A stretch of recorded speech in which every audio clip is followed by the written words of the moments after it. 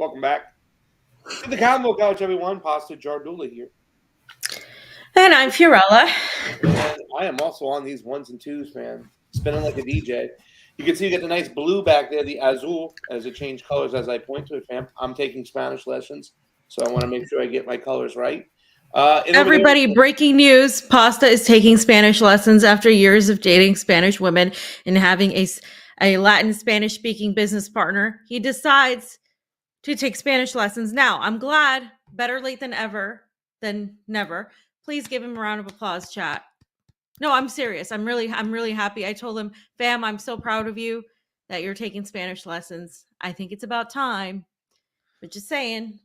Fam, I'd be proud if you learn how to use your microphone and get closer to it the way I am with my microphone to make sure it's on and always working. I don't like making out with my microphone. Well, That's fam, not that is what just I too wanna bad. make out with. That's what the business calls for. In Hollywood, you got to make out with producers. To be a podcaster, you got to make out with the microphone. All right. You had enough of me? Okay. Make sure it's yeah, working properly because it's you sound like from a distance. It should be working properly. I don't know what it is with this microphone. Go like this. It just doesn't like me. Yeah, it's working. The thing is, StreamYard is so weird because StreamYard will take you off the microphone and put you back on the internal speakers for no problem. So it's always best to check every single time when it comes to StreamYard. One of the downfalls of this particular platform is that it gets a little wonky and has a mind of its own. But fam, if you learn how to get close up onto that microphone, like this close, like right here, it'll work. This is that's for the Only Fam show where I'm gonna get that close to the microphone. Right now, I only need to be this close to the microphone. Okay, I don't do that for free, fam. You know what? Fam, I am so sick and tired of you trying to blame me for shit, and then you go and throw shit out like that. Oh God! I mean, this is the progressive movement in a nutshell. It's like we get chastised and yelled at and blamed for shit just for being a man. A white man. Shit we can't control when ideas and thoughts come out of people's minds like that. Who blames you for being a white? Nobody has blamed you here for being a white man. You just did. You always blame the white man for the you call for reparations. Damn, I love the white man. Yeah, but you always keep us on our toes, that's for sure. You know what I'm saying? Well, it's payback. It's payback. Anyway. It is. By the we're way, getting out of topic here. We gotta we're exactly in topic, fam. We gotta go back to this topic because, fam, I've been talking about this all day. We have a guest coming in soon, and our guest is I've traveled with him to Donbass. He's a really great human rights lawyer as well, but this is a very serious thing that happened because to me, this is an escalation. Okay. And Ukraine keeps doing this. They did it with Daria Dugina. They've done it before, threatening journalists that are on the ground. Journalists, like Eva Bartlett, Wyatt Reed, a lot of people that went to Donbass. The building where I stayed at, the hotel where I stayed at in Donbass was previously shelled. This has been happening. Journalists have been threatened. But in this case, a Russian journalist who was very popular, he had over 550 million followers on Telegram. And that's Vladlen Tatarsky. And he was 40 years old. He was from the Donbass region in the Lugansk area. He grew up there. He was a war correspondent, basically, and journalist and blogger is how he's described. Started reporting from the ground, amassed a following because of his reporting, well known by a lot of people here in the community. And it was really weird what happened. And the reason I'm talking is because I've been covering it for like the last for 8 hours at RT. And basically what ended up happening was yesterday, there was an event that he was hosting. Kind of like fam, how like say Scott Ritter will host an event, or there'll be like events that people will go to hear, speakers. So he was hosting an event, and there was security, and there was they were looking through people's bags and stuff. So it wasn't like there wasn't security. So this is really strange because it was like an event at a restaurant almost, and the restaurant was holding this event by this journalist Vladlin, and he was basically talking to people. And then all of a sudden, this woman comes in and she gives him like a headpiece that's supposed to be him, but people were saying it didn't look like him. And all of this is on video, and we're gonna like play some of that. But there were cameras, CCTV cameras, that caught her going in. And this woman is 26 years old. She is a dentist. Her partner lives in Georgia, as far as we know. And she went in, gave it to him, and she seemed very shy. And then moments later, he was laughing, making a joke, saying it didn't look like him. Moments later, the thing exploded, and the entire cafe was like unrecognizable, completely disheveled. The ceiling collapsed. 31 people were injured, 8 of whom were in serious critical condition. And all of this happened very quickly. And there were other people there. There was a child, 14 years old, that was also injured. I believe it was a girl. But yeah, so that's basically what happened on the surface. Did you want to read some of this, fam? Or No. I can go on to the next one if you want. I mean, you're pretty much hit it off. Yeah, I pretty much went over that. I mean, I did put blogger because that's what he was portrayed as from some of the RT media Yeah. you can see. Yeah. But So he is in a Russia, correspondent, and that's because we've seen him out there doing that work. And really, to tell you the truth, RT, this is something I'm not crazy about them putting blogger in this particular situation. it's a Russian thing. A lot I know. of Russians. It's like supposed to be a good thing. I don't know what it is. To be a blogger in Russia, like a lot of people who are journalists get called bloggers. It's a thing. Yeah, I It's hear you. been relayed to them before from other colleagues that say, "Don't call me a blogger." But he is known as a war correspondent and a blogger, so that sort of thing. But he was definitely well known and loved in the community. Now, Maria Zakharova, the Russian Foreign Ministry spokeswoman, said that the West turns a blind eye to the murders of Russian journalists. And she criticizes because this is really pasta. It's weird, the timing, because this happened right after the Western media is crying about a Wall Street journalist being detained by the Russian government on charges of espionage, and they say they caught him red-handed, and they have evidence, which I think they'll be presenting soon because he's still being held for right now. But this happens right after that. Now, this is a cafe, by the way, in St. Petersburg. This is the second reporter, blogger, correspondent to get murdered. One in Moscow, now St. Petersburg. Friendly Brilliant. So it's deep inside the heart of Mother Russia. Go ahead, Fee. Yeah, so St. Petersburg is known as the northern capital of Russia. And for the commies, it's known as Leningrad.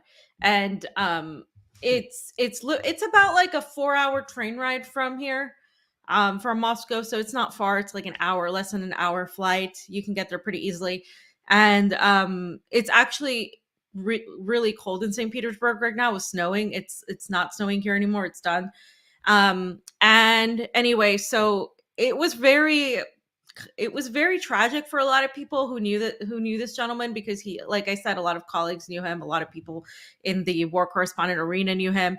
And so the fact that this happened right after the whole the Wall Street journalist was apprehended says a lot. So Saharaba said that that Russian reporters are persecuted, literally branded with special labels on digital platforms owned by American internet monopolies, and are subjected to a witch hunt in the Western media. And that the international rights groups and organizations ignore this. And she's absolutely right. She's absolutely right. And fam, I forgot to put this in, but if you quickly Google his name, Vladlin Tatarsky, on CNN and on Google, and you'll see what CNN puts out. Literally, they talk about his reporting being pro-Putin. They don't talk about the fact that he was murdered, the fact that this was an explosion. The Western media has zero empathy. And this is, of course, after they've been really upset about the apprehension of a U.S. journalist who is accused of spying. And again, as Pasta mentioned, a lot of people are seeing connections to Daria Dugina as well, who also died in an explosion, because now the Russian investigation committee has confirmed that the SBU is involved, right? It says prominent Russian military blogger killed in St. Petersburg cafe blast. There was another article, and I'll put it in here. Maybe it'll be easier to show, where they basically said Putin this or that, literally not even talking about him, but just literally They went right for his. They just made him, they demonized him, made him evil. We were talking about this on the morning show this morning because the Empire Education has always pitted us against the Russians. They were the other people, the other guys, in our movies, whatnot. So it's justified a lot of these things. And you heard one of these Bellingcat reporters out there justifying this killing. Even so, as far as going to say, fam, that where he was maybe questionable to call it a cafe or a public place, almost implying that it was like some sort of military or propaganda facility. Yeah, the Russians did it. The Russians did it. Like they killed one of their a war correspondents that was a Russian, that was like pro Donbass, that was pro Russia. They did. I mean, it's really ridiculous. It's disrespectful. And I think what Maria Zaharova says is right. She says they're branded, they're labeled, and she's talking about a lot of us who are labeled like Russia state media or labeled, Kremlin, etc. I mean, this is something that, and one of the, I think I have a video from one of the reporters, but a lot of analysts today that I was speaking to said this is an attempt to get the public, the Russian public, to get really scared and fearful, and say that their government cannot keep them safe, because that is something that could be psychological. Oh my gosh, our government cannot keep us safe. Now they're attacking civilians. This is a civilian attack. This is attacking civilians, because even though he was a journalist, he was a civilian. He wasn't, this isn't a war zone here. This is St. Petersburg, Russia. Sam, by the way, look what they do. Russia arrest anti-war activists following blast that killed hawkish blogger. Like, they don't even give a hawkish fucking. And of course, right up above there, we are the United States Coast Guards. Please reserve. Come find. The United States media, the United States left, the United States politicians have become fucking parodies of themselves. Really, they are just ridiculous at this point. It is sad, and nothing is changing. We had another derailment, fam, another train derailment again. So, fam, so anti-war activists who had been arrested several times. She's not an anti-war activist. She was involved with the Navalny organization. So what they've figured out is that the Navalny organization is involved in this, and also obviously the Ukrainian Special Services, or the SBU as it is known. By the way, who has a kill list of a bunch of people that need to be killed? Ukraine does, right? Russia doesn't have a kill list. You don't see Ukrainian journalists getting murdered, at all. You don't see this happen at all. But we have a kill list by Ukraine that has a list of people that I know, colleagues of mine and pastas, people that are our friends. They're on this list. And it's like tomorrow, any one of us could be on that list. I'm actually surprised I'm not on that list. It's quite surprising. Anthony Blinken just tweeted out to Fiorella's quote. Surprisingly, I'm not on that list. Anthony Blinken put hashtag hold my beer. And it's really, I mean, it's obvious to me, right? From the moment this happened, it's like, okay, come on. Like, immediately Zelensky's office said, we're not involved. And then there's an investigation, and of course they find ties to this. Now, I wanted to also highlight, fam, this picture. I put it in the folder. It's like on the last part of this section before we go into the thread, because I think you have a thread, right? Gotcha. And I just wanted to highlight what one or both of those. Yeah. No, it's one. I'll just share this thing real quick. You want just a picture, right? No, yeah, that's fine. Yeah, so this is what the CNN article was. Born in Ukraine, Vladlen Tatarsky became an outspoken proponent of its destruction. That's what they lead with. By the way, he wasn't born in Ukraine. He was born in Donbass, which is a part of the Russian Federation. They have always felt like they were a part of Russia. That was the whole point. And it says, women detained over killing of pro-Kremlin blogger. a 26-year-old woman is held after Vladan Tatarsky died in an explosion. Yeah, he died in an explosion That after she she brought the gave fucking bomb in for. Oh, she's a being bomb held. in. They make it So seem so it's so like he stupid, just man. what is it, it like spontaneously combusted, right? There was just a spontaneous combustion that happened.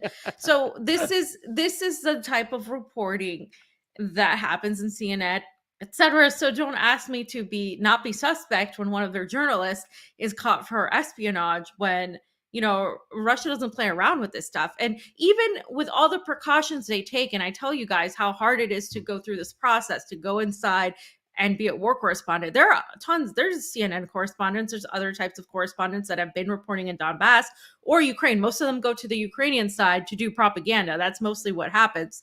But the even with all of that, a lot of people are now, questioning, is it safe for journalists? Like, because I said, I was on Donbass Dabushka podcast last night, and it's on my Telegram, but I'll share it on Twitter as well. And I talked about feeling safe here as a journalist, like as an American, feeling more safe because of everything that's happened to Assange, because of all the censorship that we receive in the States. And, it's kind of like, now it's like, yes, but now there's also this other target that is happening. And especially, of course, the Russian journalists are going to be the targets because they're Russian, and they can get away with attacking Russians much more than they can get away with attacking an American. So it's really sad the way our media has portrayed it. It's gross. As an American, I feel really upset that our government is doing this. I mean, it's influencing this. And a lot of other analysts say that it's not just Ukraine that's involved, but they suspect that there's Western intelligence involved. Absolutely, 100%. They say that there's no way that's not happening, because if we think about it, Ukraine is basically at the orders of the United States and NATO, right? Zelensky isn't calling the shots here. Zelensky is a puppet. He's being, put out like a showman. Like he's really not in charge of anything. And so that's why people feel that way, fam. Yeah, and a lot of people's comments I'm just throwing up there as you're talking, because they're just all, Yep. we're all in lockstep over here, ladies and gentlemen. I think this is just a little ridiculous. The question that we were asking ourselves this morning, we were kind of debating, and I felt that it is the West's fault, that if it's proven to be from the SBU, can't that be a direct responsibility of the West? The West has trained the SBU. They have been trained by our intelligence apparatus. They are the CIA of sorts, combined with the military arm of the Ukrainian Zelensky, which is also a puppet government, the non-legitimate government of the West. So I don't know how you can't put this directly on the West. Once again, we're not sitting in the room. We don't know the direct orders. We don't know if somebody operated outside of it, how they operated it, if they got the permission of the United States, if they just did this alone, but it doesn't make a difference. The SBU is a creation of the West, just like Hamas is a creation of Israel. So at the end of the day, you have to freaking put blame where blame is due. And the West is 100% responsible for this. This is some crazy shit, because I'm thinking that Putin, a lot of people have said they've gotten away with this because Putin and the Russian Federation haven't acted back accordingly. And accordingly is to what you feel is necessary. If he should make a move, if he shouldn't make a move, if he has made moves enough, after Nord Stream 2, there's a lot of things that are being said.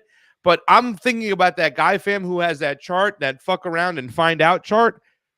The West, with using Ukraine as a proxy, obviously, is getting really hard on that fuck around chart. There's only a matter of time where the United States Western Empire and their foreign policy apparatus is going to cross a major shit line. And they're putting us all in danger by kind of, pushing this behavior, or at least condoning it, or training it, or programming it, whatever the case may be. It's time for the United States citizens on all sides to stand up and say, enough. You're putting us at danger over here. You're putting our lives in danger, because there's only so much shit that they're going to take. And it seems now, when you watch out there and you look and you see what's going around, everybody's becoming disgusted from the West. They want to fucking bury the dollar because of what the West has done. They are the ultimate aggressors. Yes, there's nuance in there, but the ultimate aggressors are the West. And we need to stop. We have to get away from this mentality that it's okay to have war as our number one source of money. is our number one exporter of the United States. The people in this country are a lot better than what we're represented by our government. And you see that when you go outside of your country. And I thought a lot of times, fan, they wouldn't like me because of what my government has done, but they've been able to separate mostly between the two. But there's only a certain amount of time from another government to go, all right, you fucked around too much. Now you're going to find out. We need to speak up. No, I mean, yeah, I agree. I mean, it's the American people that really have to take control of their government at this point, and we just have none. So, you have a tweet thread of some of these videos, and we can go ahead and show it before our guest comes on. So if you just want to play it, scenes from the ground. This is the cafe. Dude walking out.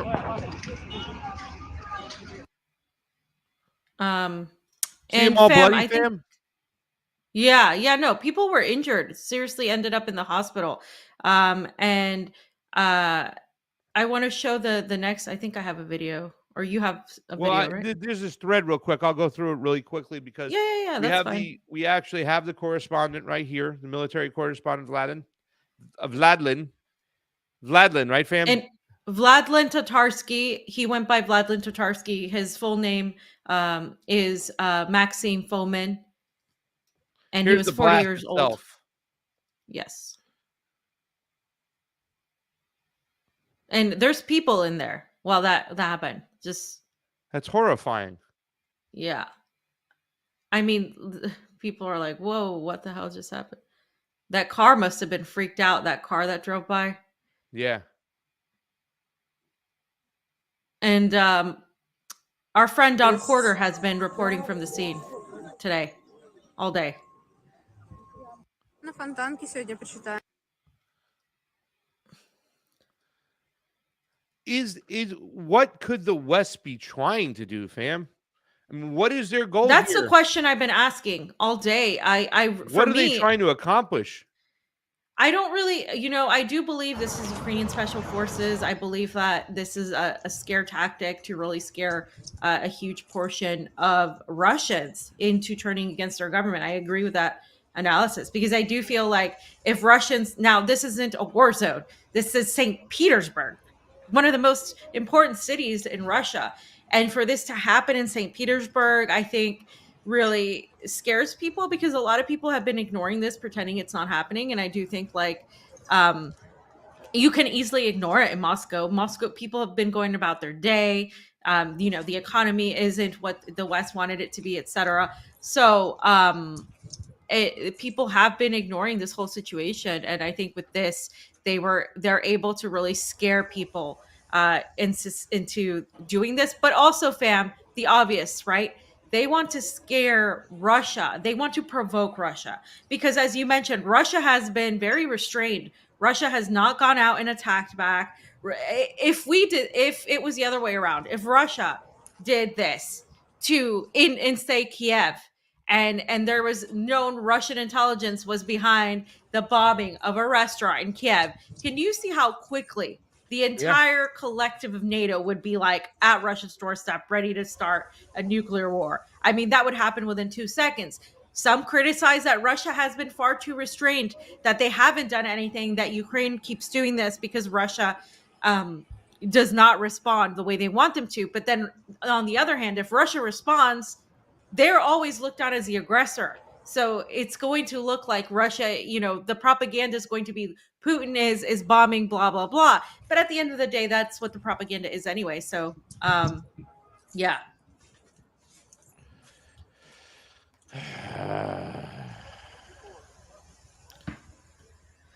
And I think we have you have another your tweet, video? fam. Your thing. Yeah. I played it on the morning show today. We'll bring it up here as well, fam. As our guest gets ready to come in. Yes. So this is just a little bit more analysis coming from the event. According to independent Dutch journalist Sonia van der Ende, Ukrainian security services want to show they can hit targets not only in Donbass, but also in major Russian cities. This is the second assassination, we can say, after Daria Dugina. They were prominent Russian bloggers, journalists, political analysts. And accidentally, it's a woman again. Don't think it's accidentally. There are 2 times it's done by a woman. And in 2 major cities. First, this was Moscow, and now we have St. Petersburg. So they clearly want to make a statement that, see, we can do terror attacks on Russian soil, not only in the Donbass. Most likely it's done by the SBU, the Ukrainian intelligence service, with the help of Western intelligence services. We all know, like me, I'm also on this Miro Verets list, and all the journalists who are reporting from the Donbass. And this is very terrible. So actually the war has come to a Russian soil, and not only from Ukrainian, but I think there should be a connection with Western intelligence services. Okay, and Arnaud, we'll bring you in just a sec. I do want to show Pasta one more video because I want to hear Arnaud's take on this. This is a video of the detained young woman, and it's in Russian, so I'm just gonna say what was said. So you Are guys you can- already ready to translate? No, fam, it's translated already. I'm learning, fam. Okay, leave me alone. I'm rapidly proceeding more than your Spanish. So he said, "Do you understand why you were detained? For being at the scene of the murder of Vladan Tatarsky. What did you do? Brought a figurine there which exploded. Who gave you the figurine? There. Who gave you the figurine? Can I tell you later?" She says. And that's the first testimony of Daria Trepova. So it's very weird. The whole thing is very weird. It's very interesting. Dawn was reporting earlier that there's a possibility that she was given this figurine, that Not she didn't knowing. know what was in Yeah. it, and that she could have just handed it, which is still a possibility. However, that's looking less likely based on her background of being an anti-war activist involved in that circle of the Navalny org. She is a trained dentist. Her partner lives in Georgia. There's just all of these weird things that have aligned. They're still investigating, but they do know the SBU is involved. The SBU, again, are the ones that have put everybody on a kill list. They're the Ukrainian special services. They're the ones that have captured other people and released them. They're the ones that have been all and about. So yeah, so that's what we know so far. And I'm gonna go ahead and bring How do we know that Arnaud. the SBU is involved for sure? Well, they did an investigation and they said that the connections are there with the people that are involved, and the organization, elements of Navalny's organization, has also been found to be involved. Now, Navalny is in jail, obviously, right? He just won an Oscar, or his documentary just won an Oscar documentary for him. But he has this sector that has been obviously trying to depose of Vladimir Putin, and Russia considers this organization a extremist organization because they've been trying to overthrow the government because they've received funding. That's why. I mean, not because of opposition, but because of, like, the same way Ortega considered those jailed those coup plotters, because they're trying to overthrow the government, so to speak. So what I understand too, fam, is that as soon as they found out it was her, they raided her house. So I'm assuming they found information there at the house. Yes, they went linking a lot of this. So yeah, they went into her apartment and search her apartment. And that's what they've been doing. This isn't over. They're still investigating. There's still a lot of things that are going to be answered by tomorrow. So yeah, that's really what's happened. And I do think this is an escalation of the conflict of the because you're attacking civilians. Again, if we switched it and it was the other way around, we'd be at war already, because there's no way the West would tolerate that. But Russia, a lot of people are asking, what is Russia going to do? What is Putin going to do? What is the Kremlin going to do? Are they just going to allow this to happen? Some people are like, you need to do something now. This is too much. this is 100% something that they can't get away with doing. So, Arnaud, are you ready? Can we go ahead and bring you in? Arnaud. How are you? You don't have Hey. a camera that you can put on you, sir, or are you? You got my staying camera? incognito? Yeah. Can you see me? No. No. Okay. Hold on. Okay. Hold Oh, on. getting Hold there. on. Now Yeah, we got yeah. your keyboard. Oh, okay. So what's going on here? I've don't got know. my Camera keyboard has that you. it works. So what? I should just okay, do a reverse maybe. We'll give you a Okay. second if you want. Yeah. Yeah, it's not showing your it's showing your keyboard. You have a very beautiful keyboard. He dumped out and dumped in. There he goes. Yeah, You got a yeah. beautiful keyboard. Guys, we have a good crowd with us today. We got 288 hanging up on the YouTube. We got some decent people. Vicky Lynn and crew is holding it down on the Rumble over there. 62 people watching. Let's get some more in here. It's always great to see everybody here. Remember, you can subscribe to the channel for a couple bucks and be a member, and that's going to help out the Combo Couch. Or if you want to be, and what's up, Fred Edward? He's over there too as well. Never want to forget. My brother Wright said, Fred, if you are a premium member over on Rockfin, there's 20 of us hanging out over there. OTR Trucker, who left some love, talking about the center of Bakhmut falling, fam. I'm sure we'll touch up on that before we get on out of here today, and we'll read the rest of your Super Ray at the appropriate time.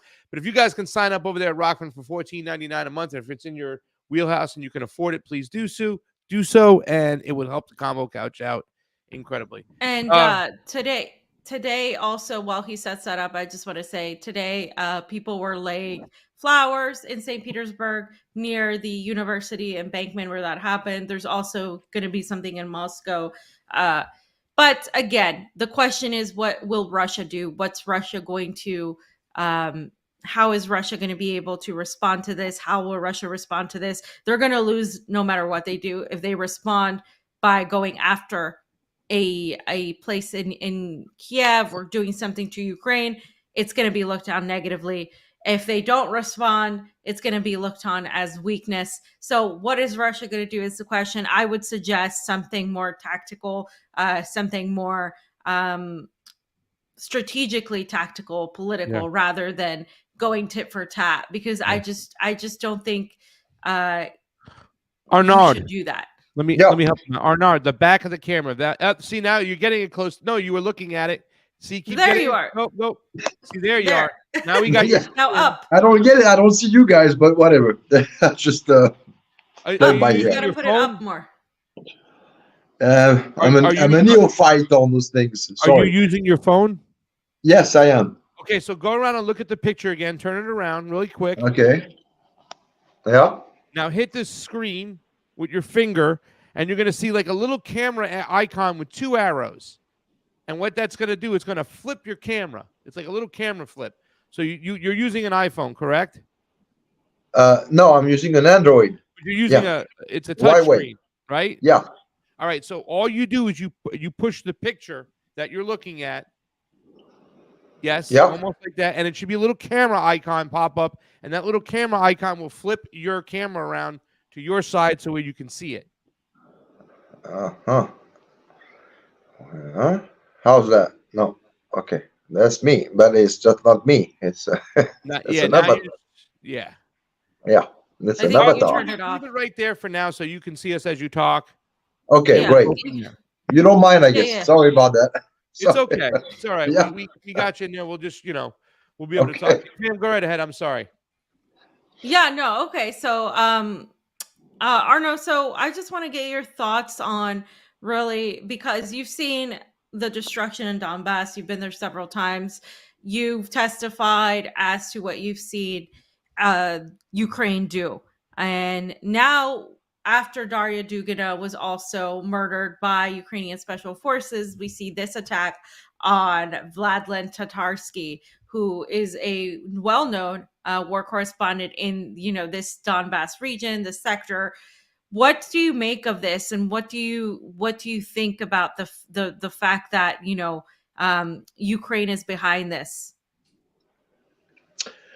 Well, first of all, I would, of course, err on the side of caution as the investigation is still ongoing. So obviously, there are a high likelihood that the SBU is behind it. This goes without saying. This being said, I was checking on Moat's George Galloway last night. He had a segment on the subject, and he referred to the, I quote, the traditional Trojan horse, And I guess the first thing that comes to mind in the wake of the Dalia Dugina jurisprudence is, I'm sorry to say, in a way, I mean, it might seem insensitive somewhat, but why would you organize a public event in a somewhat connoted public space, knowing full well that you figure on the quote unquote peacemaker death list? To me, this is actually the first thing that comes to my mind. This is no joke. We are at war here. And Maxime Fomin was obviously a high-profile target. And so it begets, the question, it begs the question as to, what was he thinking in a way? Because heart of the matter is that, from what I gather, about 6 people have been hospitalized thus far. And so those things, an error in judgment of this magnitude, leads to, well, let's call it what it is, deadly consequences. And this is no joke. We're not, delving in merely, some kind of influencer situation here. For our listeners, viewers, let's recall that there are no less than 5 million Ukrainians living in Russia. All it takes is 0.5% of those 5 millions to be weaponized, and next thing you know, you got a nightmare on your hands.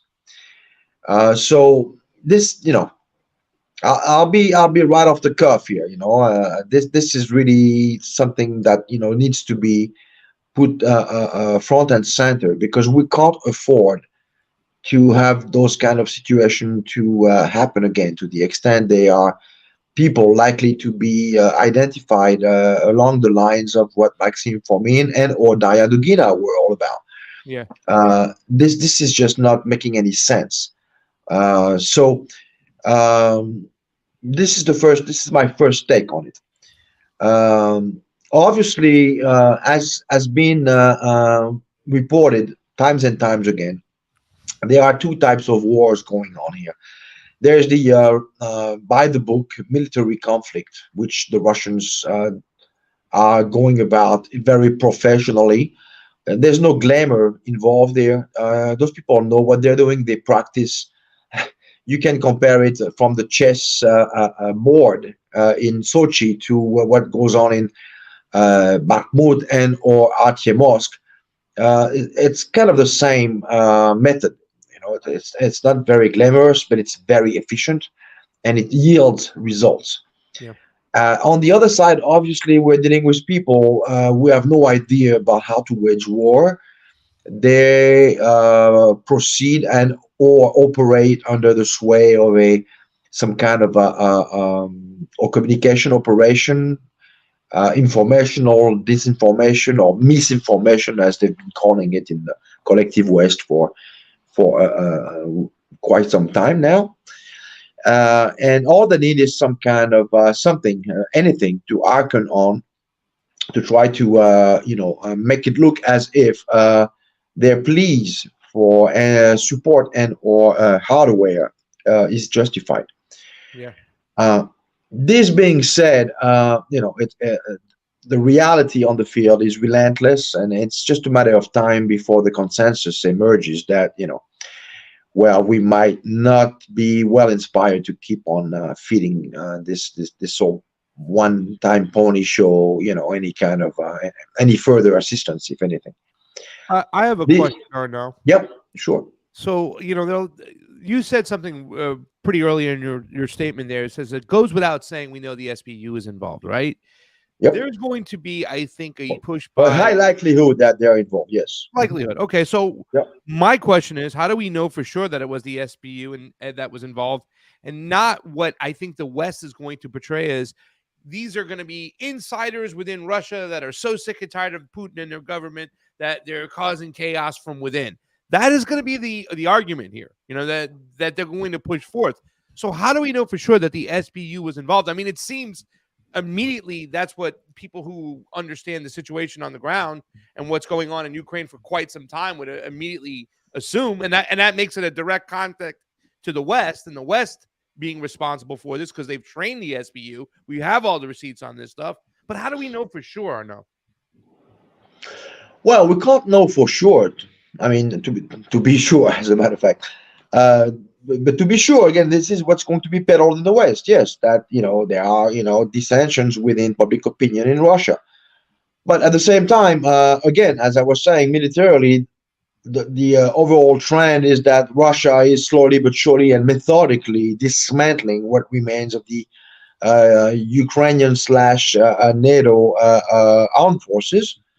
And it's just a matter of time now. It's just a matter of basically the corporate media coming to terms with some kind of narrative, trying to somewhat put the proverbial lipstick on the pig's face. But they are now, deploying dragooning operation in the west of Ukraine, trying to forcefully enroll older gentlemen and or young teenagers to try to feed, the war machine. What obviously is being peddled is this idea of a spring counteroffensive, which would be somewhat this swan song, this justification that the Zelensky regime, is about, has got this kind of ace in the hole, But I'm afraid this is just wishful thinking. So what's left? I mean, what's left is basically tried and true terrorism, and this is what we're seeing. Again, I mean, there's a substantial base of Ukrainian living in Russia. It's fair to assume that a small percentage of them are impressionable and likely to be influenced. They may exist some leverage and means of pressure to get some of those individuals to act against their own interest. Obviously, the young lady which was interrogated again today seemed to be somewhat what we knew here not that long ago as the proverbial useful idiot. She was manipulated to bring the device into the restaurant, and then professionals, activated the device from within, from outside, from a distance. So now her life is wrecked. As it turns out, they always seem to be recruiting them, in a certain age, I mean, from 16, 24, impressionable people, not quite politically formed yet, somewhat on the romantic side. We were told she was part of the anti-corruption movement, and associated with the Navalny crowd. This is where the tragedy really is. I mean, it's the gift that keeps on giving somehow, because you have casualties and you got wrecked lives, and those people obviously. I mean, the Russian criminal code and especially bearing on the legislation on terrorism is quite unforgiving in as far as what you may be enduring if convicted. So this is just a tragedy in and of itself, obviously.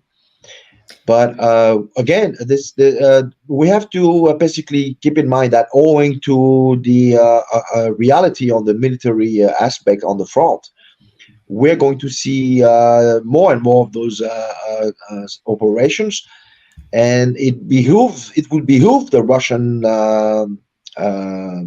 side, and more specifically, those bloggers, to act more responsibly in the future, and basically, yeah, Oh, well, Arno, refrain. I just Yes. want to say something too. I want to ask you this question that I think I've been asking all day now, because it's an important one. You said, it's on the journalists to take care of themselves too, and I 100% agree that it is dangerous, as a journalist, to, especially being so high profile as he was, to hold an event. But I think a lot of people, sometimes you kind of drop your guard down a little bit, and and that happens to all of us. Now, however, isn't it also the government? Because this is, I think, the perception of some people, and this is, I think, what the motivation maybe was, is to instill distrust in the government. How could this happen? How could Russia allow this to happen, etc.? What is Putin going to do? What is Russia going to do at this point? Because some people view it as weakness, that Ukraine's forces, if proven right that this was 100% Ukraine's forces, that there was some sort of Western intelligence behind it, if that is proven to be true, then Russia's had its pipelines blown up. It's had other civilians and journalists like Daria Dugina attacked. It's had a plethora of areas attacked as well on the Russian, Russian proper, not just Donbass, but also Russian cities. Now, this is St. Petersburg. It is a major city in Russia. And the question is Russia going to do anything about this? Because to some, it's like, okay, it's about time you do something about this. Yes, this is a very relevant question here. This bears on what we call in French this sécurité rapprochée. It bears on high-profile figures who, to the extent they request it from the state, may benefit from, I guess, custom-made security details. This does not exist in Russian legislation. And so, this is the first thing I actually thought about when Daria Dugina and her father were the target of assassination attempt. One might have thought, those people are very high profile. Obviously, they've been exposing themselves for quite some time, and sometime, before the special military operation even began, years for as far as Daria's father was concerned. And yet, there are no legislation bearing on this. So we could, we would be entitled to somehow wonder whether or not, some legislation bearing on protection of civil society, high-profile figure, could be somewhat adopted. But then you would have to request it. It's not enough for it to be on the books. The concerned person would have to, formulate the request to benefit from those security details. And then don't forget, to the extent you are then more or less living 24 hours a day, 7 days a week, with professionals who know, how complicated it is to protect, to mitigate and the result. The potentiality that, X, Y, and or Z may be, victim of an attempted attack. They would tell you, you might want to somewhat modulate the circumstances, the context of your interventions out there. So that might actually be also one of the reasons why maybe, those things are not, so obvious, in and of themselves, is that, they would obviously say, well, no, I'm your bodyguard, as it were, and I forbid you from, going into this public place. It is not something I would advise. To the extent I want to be efficient and I want to do my job, you have to, provide me with the condition where I can maximize my skills. And obviously, being in a public place, this is not going to do it. So it's a tension between, being able to convey the message owing to one's platform, and at the same time being able to provide, security professionals with a minimum in as far as allowing them to do their job and protect you. So this is a work in Arno, progress.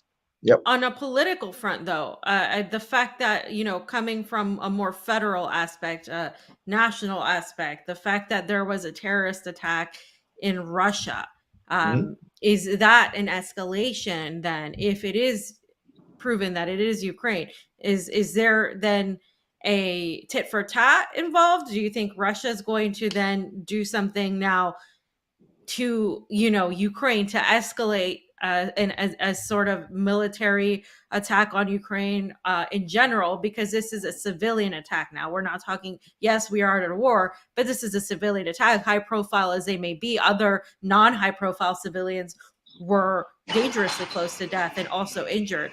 So is there like people are asking, like, is Russia, as is Putin going to do something now, not just to protect these journalists, but like to protect the people of Russia, because that is essentially what I think the motive is, to start to, sow distrust in the government. Well, again, I think this is obviously, and you're right to point out to this is a legitimate question. I think the idea, initially coming from Kiev is to try to uh, elicit a disproportionate reply answer from Moscow. Right. So I don't think Moscow would be well inspired to succumb to such temptations. Um, they would need to probably proceed to some kind of adjustments again, in as far as some of those individuals are concerned. But the last thing they want to do is, react irrationally and disproportionately.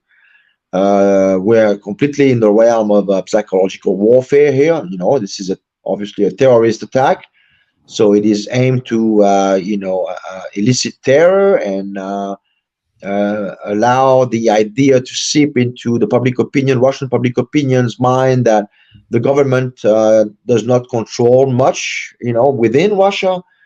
But again, you have to revisit the circumstances of the sequence and look at it for what it is. I, for one, think it was reckless, and had the government been more involved in it, you can bet that they might not have allowed and given the green light to the holding of, at least in such circumstances of this event. And to be sure, now we can expect the government to be more involved in regulating how those events are to take place. This is not. This is obviously, if you take into account the idea, the dimension, the informational warfare dimension, which Kiev has been privileging since the beginning of the conflict. Obviously, those are the perfect target for them, and you got to be extremely mindful of how this could be perceived, how someone like this Maxim Fomin could be on tap for quite some time under surveillance. He was obviously being cased out, not unlike Daria Dugina, who herself was the subject of a surveillance for 1 month before they moved on the operation in and of itself. So basically, this idea is to, convey the idea that no one is safe, in Russia.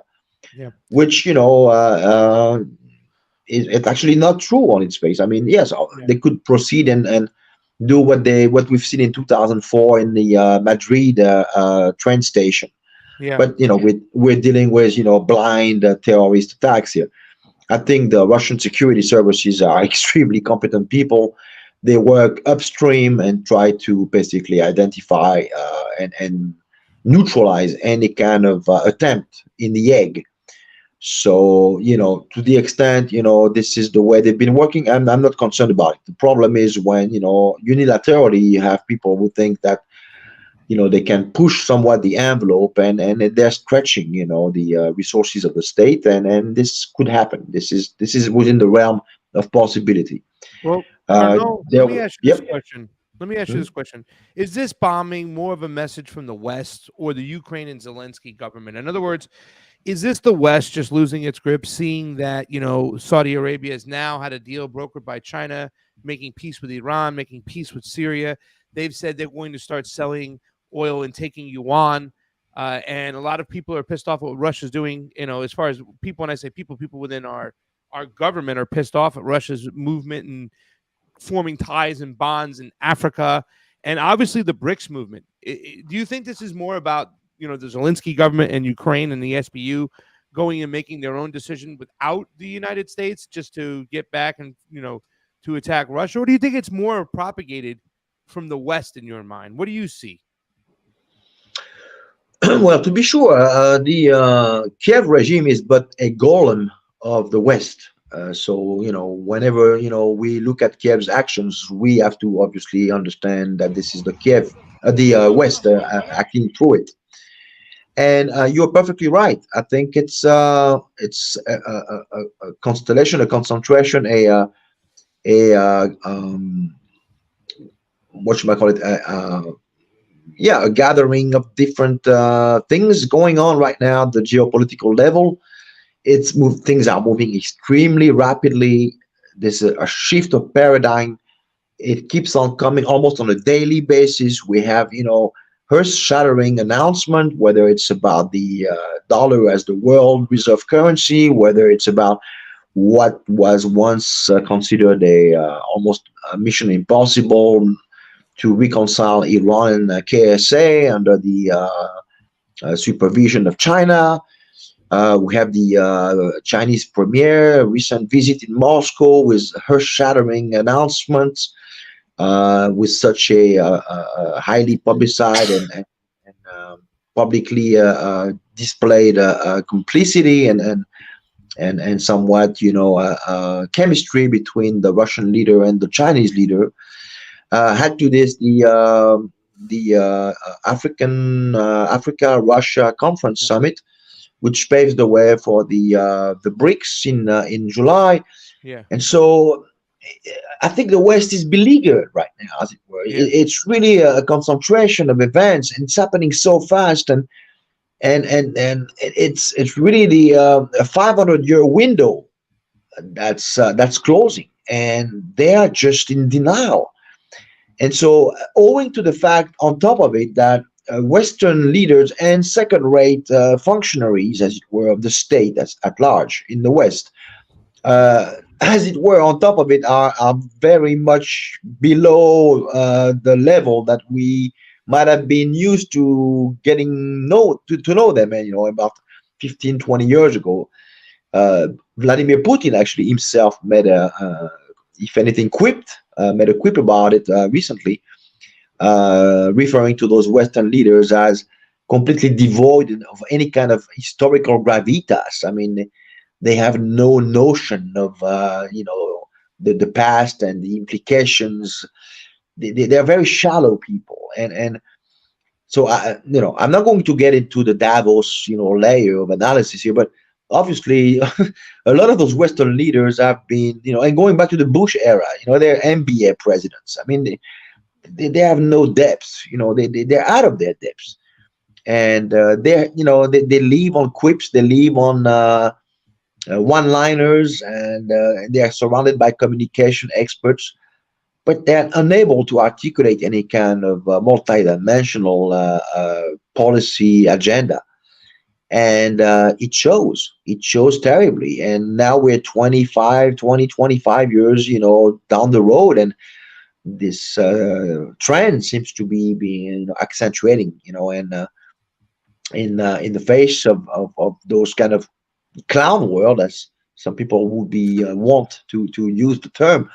We have some people who are extremely well formed, extremely well trained, who are for some of them the product of security agencies, and with very strict and rigorous training.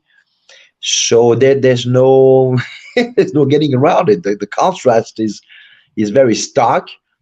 And it's all coming to a head essentially right now. I mean, obviously there are, circumstances and convergences and historical context. It's all playing, in a way which magnifies, what I'm describing right now. But it's been long in the tooth, and it's just now, kind of coming into its own, and it's glaring for the whole general public to see.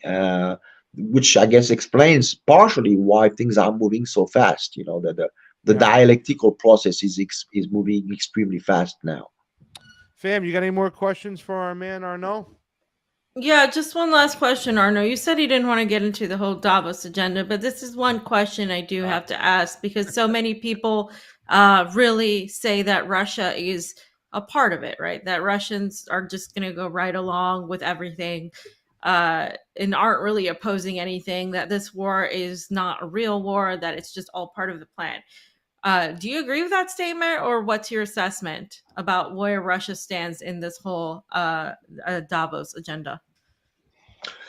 Well, I'll be straight to the point. This kind of fuzziness and doubt about whether or not Russia is part of it might have been relevant up to 2020, 2021, I would say. But there was obviously a struggle within the first circle of the Kremlin between what was commonly referred as the nurse faction as opposed to the sovereignist, and the sovereignists won out.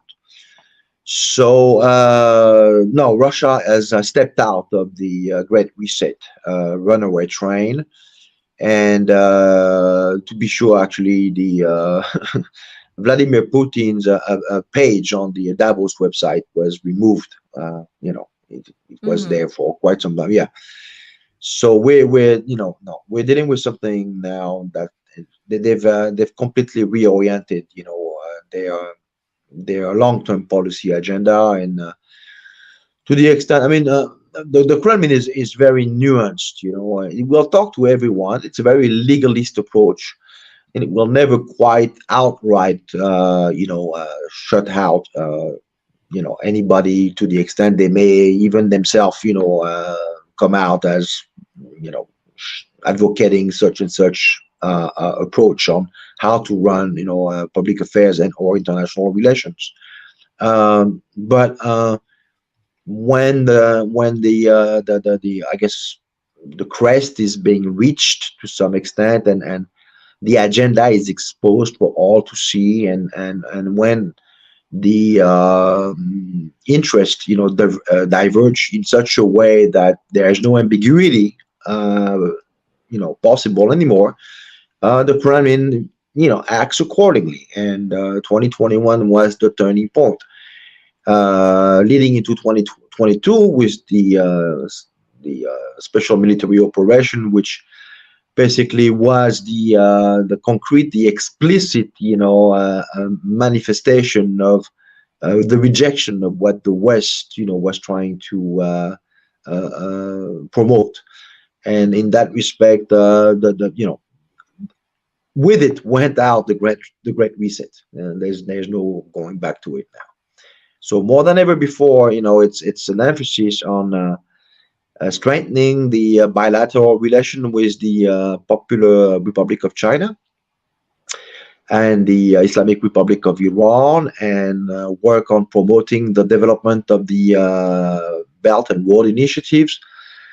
Try to deactivate, long-standing conflict, regional conflict, mostly conflict which, as you would have it, happen to be, existing on the axis of the Belt and Road Initiative. So, in a way, China provides the financing and the logistics, and works in thus far as promoting this new paradigm that includes, creating this new currency basket, if not altogether replacing, maybe at some point, the dollar as the main exchange currency.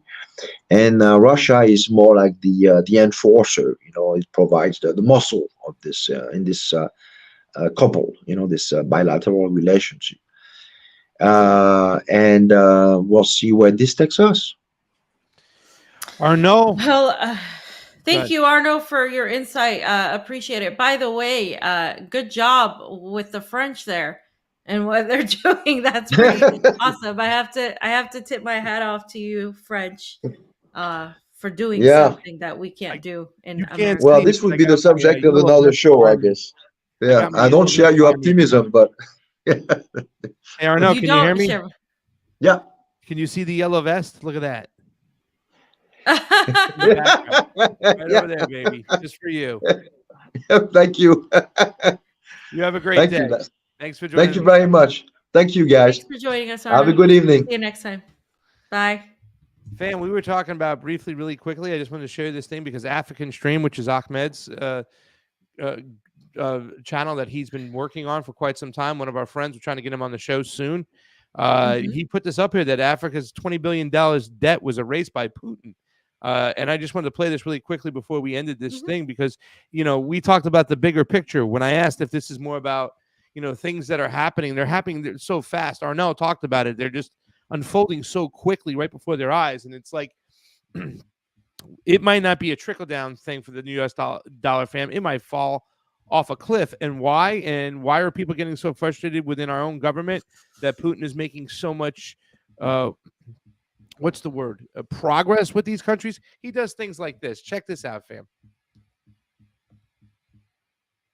Russia's President Putin has just erased $20 billion of African debt accumulated since Soviet times, saying it was an act of generosity and pragmatism, with many countries unable to pay their interest. He now wants to double trade with the continent over the next 5 years. Since the days of the Soviet Union, Moscow has been involved in Africa, sometimes supporting the fight against colonialism, racism, and apartheid. It also helped build economies. The Aswan High Dam in Egypt, one example. It remains the largest hydroelectric power station in Africa and was built with Soviet assistance. African states are stepping up in global affairs, and Russia sees Africa as a leader in the emerging multipolar world order. With $20 billion of debt written off, the continent can now allocate more resources to much needed infrastructure development. Yeah, and shout out to Ahmed. He's been working for a while on this stuff. Yeah. It's pretty awesome to see where it's come from since we met in Nicaragua. So that's really good. Yeah. And yeah, I mean, I've mentioned it before. The Soviet Union had a really good relationship with Africa. This is why Africa does not view Russia in the same way that they view the United States. So if the United States did that, which they wouldn't, but let's say they did, they'd ask for so much in return it wouldn't even be fair. This is the thing. Like, why would you not want a fair world? And we're going to talk about what Rubio said because they literally lay this out, right? They don't want a world where people are better off, where other countries have an upper hand also, where it shouldn't be a competition. It should be more of a cooperation. Yes, there's going to be competition, but not in a way where it's completely unequal. And I think for so long, these countries have been ravaged by Western hegemony, and they've been ravaged. And Biden's having his summit for democracy. And it's hilarious because the entire world, save Europe, save NATO, let's just say NATO, sees the West as the hegemon, not as a democracy. They don't see the world broken up into democracies and authoritarian regimes. They see the world broken up as to people opposing the hegemon. And some countries might adopt more strict policies in certain ways, like China, like North Korea. But are they really authoritarian to the degree if they're defending themselves from the hegemon? Is Cuba in that way, right? So that is the question. It's hard to say just because we don't have that problem. We've never had that problem because we're within the empire. We've never had to fend off somebody trying to come in, even though they told you that after 9/11. They said that, they're all going to come here, all Muslims are going to come here and establish Sharia law, and they're going to kill all of you. That's what they said. That's what people thought would happen if we didn't go into Afghanistan and Iraq, literally. And so that's that fear. But have we actually ever been in that danger? No, we haven't. Then we have comments like this by Shine a Light. China is being managed via war criminal Kissinger and associates. So there's that nasty detail. You don't know that for sure. That is conjecture. That is speculation. You don't know that for sure. You don't know if what Arnaud was just speaking of was very, very, true. A lot of might be true, might not be true, but it's a very big point to make is that the WEF and Putin is done with the WEF. And a lot of people feel Xi Jinping has done the same thing, that they're going to be more nationalist, where it's more about BRICS versus the NATO countries and the EU. So you don't know that for sure. I do want to say this much, fam, is that I think people sometimes get too caught up in the ism. It's not about communism, capitalism, or socialism. When you break those things down, I do believe that if you have a trustworthy government or a government that is worth trusting of, or just the stage of where that nation is at. Like, for instance, I talk about Nicaragua. Nicaragua is at a stage where they want national sovereignty. That's what these countries want. They have the right to choose their own government. And when you see Putin go in and doing things like this with Africa and saying you have a right to your decisions, your national sovereignty, we'll be a partner there. We'll help you build. We'll help you do these things. We'll help your infrastructure, your energy. It doesn't become about the ism. It comes about geopolitics and what countries are willing to be a help to other countries instead of other countries like ours are willing to bully people or want to bully people into their ways.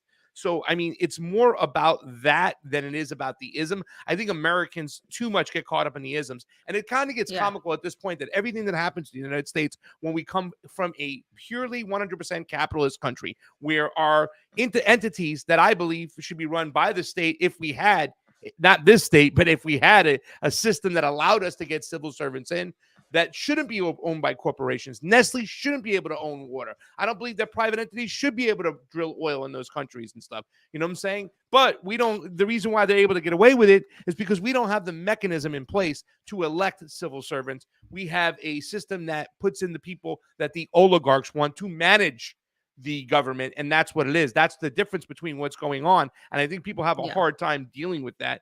And it's very easy to say. Because we know nothing else. Yeah, it's very easy to say, I read some stuff. Look at what's going on.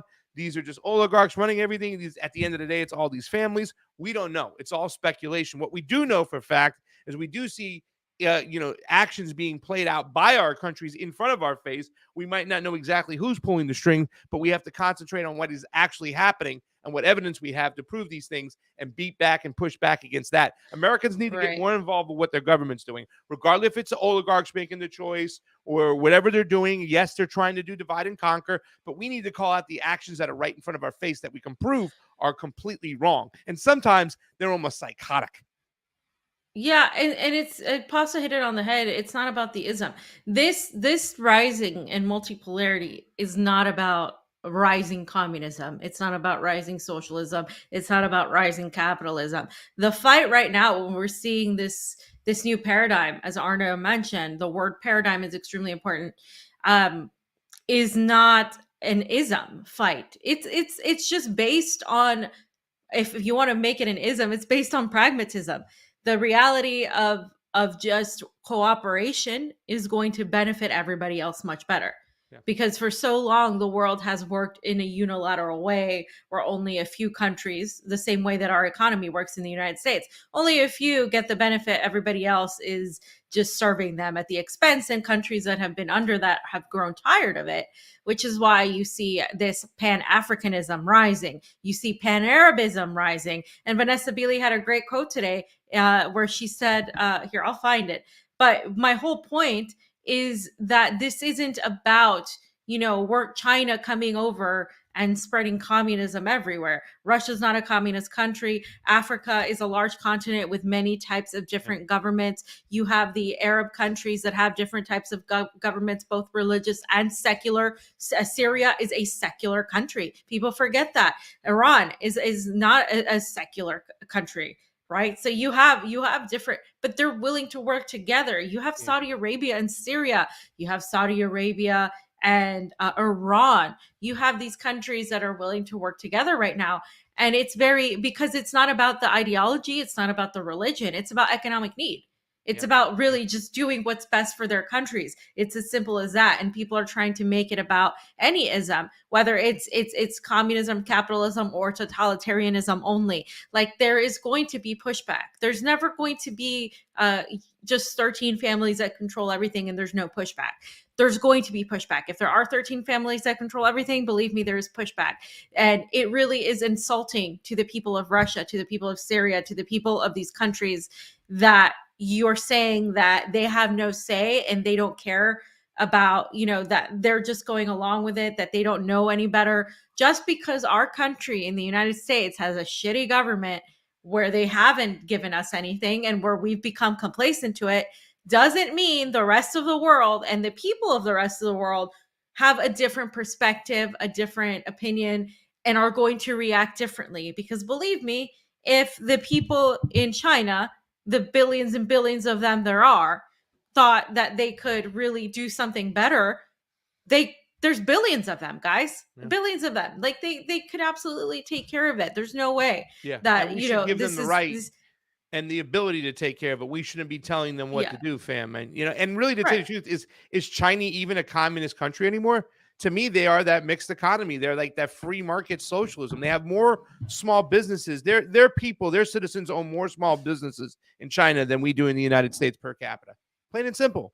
You know what I'm saying? So they have this system where they've allowed people that in markets to thrive while they've held on.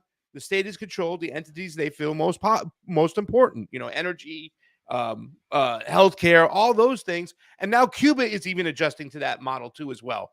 You know what I'm saying? So, I mean, I don't know what these politicians want, especially the ones in Florida at the end of the day. Are they going to come up and openly admit? And if I get a chance to get in front of them with a microphone or a camera, I'm going to ask them, what is your end game with Cuba? Are you going to come out here and openly admit that you want regime change? That's it. And that's that's the only thing that you're going to settle for. And you got to know damn well that your sanctions aren't affecting the leaders up within the government. They're affecting the everyday average people. And Castro is gone. You have a new leader over there. What do you want? You want them to be less communism? Well, they're opening up their markets. What the hell do you want? Sorry. So, fam, Millie. Your boy. Yeah. Gee, I wonder why he wants to attack Iran so suddenly now. He's got to get more love from AIPAC, I guess. Millie says the U.S. should attack Iran's IRGC Quds force. Direct U.S. attack on the Quds force could spark a full-blown war with Iran. Chairman of the Joint Chief of Staff, General Mark Milley, who's an idiot, told Congress on Wednesday that the U.S. should be targeting Iran's Quds force, a branch of the Islamic Revolutionary Guard Corps, following a drone attack in Syria that killed a U.S. contractor. Fam, what kind of contractor do you think that is?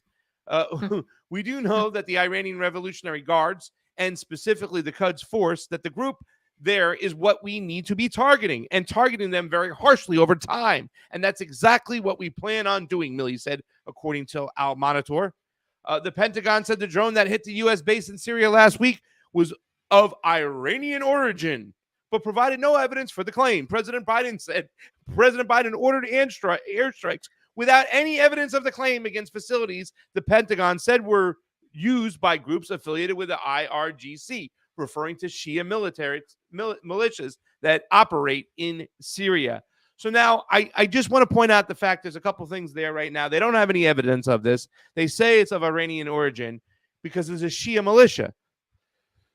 There are Shias that live in Syria and have lived in Syria for quite some time. But this is how stupid they think you are, or how much they depend on you not getting involved with the foreign policies, that they can throw Shia out there and immediately staple it to Iran so they can manufacture consent to bomb Iran wherever they're at, whenever they want, however they want, fam. Well, this and is how it's done. And also the fact that Israel constantly is bombing Syria, and recently especially bombed Damascus, extremely close to where our friend Vanessa Bailey was at. And you never hear about that in the news. And then when Syria retaliates, if there is a retaliation, it's a bunch of, terrorists and blah, blah, blah. But so what? First of all, you're literally in Syria stealing their oil. You have military on the ground in Syria.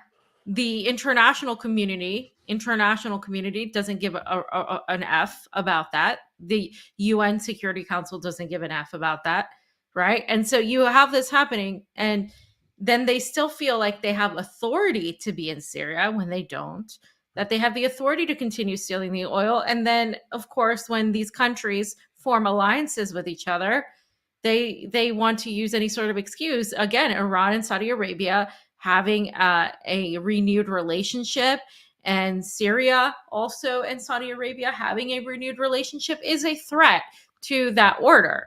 And therefore, that is now putting pressure on Washington to become far more hawkish now. They've been thirsting to go to war with Iran. They've been thirsting to do whatever they can to get control of Iran via the so-called social justice, whatever protests that they've been pushing and funding, and these whole justice for the women of Iran. Tell me about the women in Afghanistan. Tell me about the women in our own country Like it's hilarious. So since when has the United States actually helped women in other countries? Look at the Libyan slave trade. Is that how we helped women in Libya with what we did? And so then, of course, you have this idea that yes, now we have to go into Iran because they pose a nuclear threat, and pushing this idea that they keep supplying weapons to Russia, that they keep doing this in order to attack the United States. Russia does not need Iran, but you're bringing them closer together with Yep. China, with North With who, Korea, fam? with all these nuclear powers together. The United States' own actions are pushing all of these countries against them because everybody's sick and tired of their bullshit. Everybody's like, okay, we're done with you. We don't want you anymore. We're trying to work it out with everybody. You're the drunk asshole that's trying to start fights, and we're all just trying to like be chill here, and Yep. you just won't let us. That's literally what's happening. Sorry for my lights. I turned them off until I get them working properly and get them on one light. I didn't realize the flickering was messing with people's concentration. So they're off until I fix them out, and I will get the board fixed too as well. Fam, I do have some of the things I did put in there, by the way, just so you can hear real quick. Can you hear this? Oh my God, what a fucking nightmare. That's Fam over there when she gets crazy. She says those things, but I'm going to get a lot of things working over here, but I do apologize, Fam. The other day, one of your favorite senators, Rand Paul, was talking about the Restrict Act, and Josh Hawley, who I've given a lot of praise to before for him going after big tech at times for actually pushing for fair elections, or at least auditing elections to bring some light to it and stuff like that, is just way off. I'm just bewildered that this guy is pushing the Restrict Act that is nothing more. It never mentions the word. It never mentions the company TikTok in it, but they're going to go out there and try to sell it. It's all about gaining access to everything we use on the internet so they can see everything we're doing, even to the point where they can look inside your cameras if they're hooked to the internet in your own house. Yeah. But Rand Paul got up there and he told them we should never, ever make decisions based upon fear. Well, here's Mark Milley trying to do exactly that. He's pulling a Josh Hawley once again, which most generals do, is pushing the fear button, saying that Iran can obtain, unless we do something to them, they can obtain the nuclear weapons in just weeks. Take a look at this, fam. And Iran has taken actions also to improve its capabilities to produce a nuclear weapon. From the time of an Iranian decision, Iran could produce enough fissile material for a nuclear weapon in less than 2 weeks, and it would only take several more months to produce an actual nuclear weapon. The United States remains committed, as a matter of policy, that Iran will not have a nuclear weapon. The United States military has developed multiple options for our national leadership to consider if or when Iran decides to develop a nuclear weapon. And Iran has taken actions also to improve its capabilities to produce a nuclear weapon. From the time of an Iranian decision, Iran could produce enough fissile material for a nuclear weapon in less than 2 weeks. I went it over twice just so could people say it. In 2 weeks. In 2 weeks, lady, we got it. That means we have no time for conversation. We have no time for debate. We have no time for dialogue. We need to get him now, fam. 2 weeks. Yeah. I mean, this is just the status quo U.S. Fear mongering. They do this all the time, and people buy it. People buy that Iran is evil and that, oh, look what they're doing. You know why people buy it? Because they prime you with the BS, hijab, all that stuff that they've been talking about. They prime the youth with that. Oh, we have to help Iran. Blah blah blah blah blah. There's a lot of people on the so-called left that really are, supporting regime change in Iran just because of that. And this is how they get them. This is exactly how they get them, the progressives of the world. We need to support women in Iran. So yes, we're going to support regime change. No. So regime change does not lead to anything good for the people of Iran, including women. So this, again, it's just the same tired BS. And you stand with neocons when you fall for that. You can call yourself a progressive and say you're different from a Republican, but at the end of the day, if your foreign policy leads to regime change and intervention, it leads to the destruction of a society, of peoples and a country. Not to mention the fact that it's the most racist thing you can do. All of you that hate white supremacy, it's the most supremacist thing you can do to think you know better than the people of a country, that you can go dictate what they should and shouldn't do, and how they should and shouldn't be. And the reality is there's a lot of women that are enrolled in education in Iran, and you don't know that because you literally sit there and listen to Western media and what they say about what's happening in Iran. Fam, I am so sorry. I was going to do some stuff. I just got a message. I'm going on crosstalk. Who? Me. Oh, you? Great. Yeah, I'm going on crosstalk.